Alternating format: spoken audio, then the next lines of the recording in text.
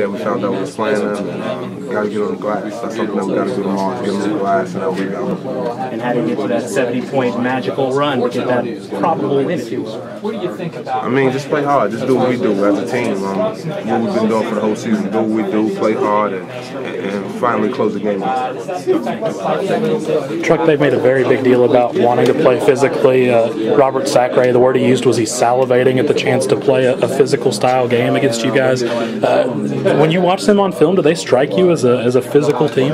No, not really. He does though. Yeah, he does. He posts up, catches the ball in the paint every given time. So I mean, we'll see how physical it is. You laughed a little bit when I said that. I mean, did that surprise you to hear that at all? Yeah, because at the end of the day, that's why I think we've been so good in the tournaments, because we have a lot of help. I mean, he's not going to be in there by himself. So that's something that I think he should know. He won't be in there by himself. We're going to help. We're going to have help everywhere, and we're going to get to the ball.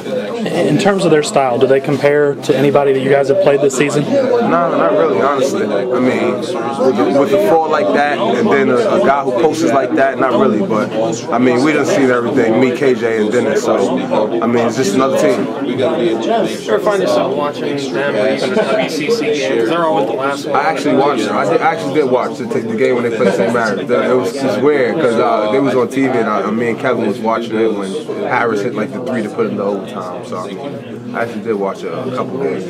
This Gonzaga, so of course they'd be on TV a lot. You have a good idea like why we'd actually be playing these guys in the first round of the tournament? I mean, nope. I guess with the seed we got, 10 seed, that's what we got to play. But at the end of the day, we'll be ready to play. The youth of your team has been a storyline all season long, but they're starting 2 freshman guards as well. Now they're both averaging double figures, so maybe it's a little different. But do you feel like this is one game where you guys aren't going to go in with an experience disadvantage?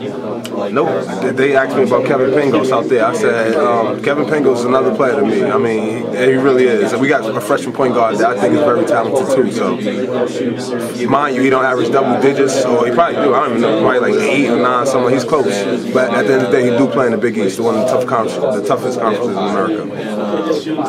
Find yourself comparing this team to some of the else you've seen in the Big East, especially a team that's a little bit more formidable in the front court. I mean, the team with this team and the teams that play in the Big East is that they have 2 very physical bigs and guard pressure. So I would say we did see a team like them, but I mean, then again, not really. That's a 7-footer. What about Sacre individually? If the team doesn't compare to anybody you played, what's his style like? Does he compare to any big? Honestly, the thing I like most about him is that he catches the ball in the paint at every given time, and that's the thing I like most about him. That he catches the ball in the paint. I mean, he doesn't get forced out high. Is that what you're trying to say? He always catches the ball in the paint. But so we'll have to help down there a little bit tomorrow.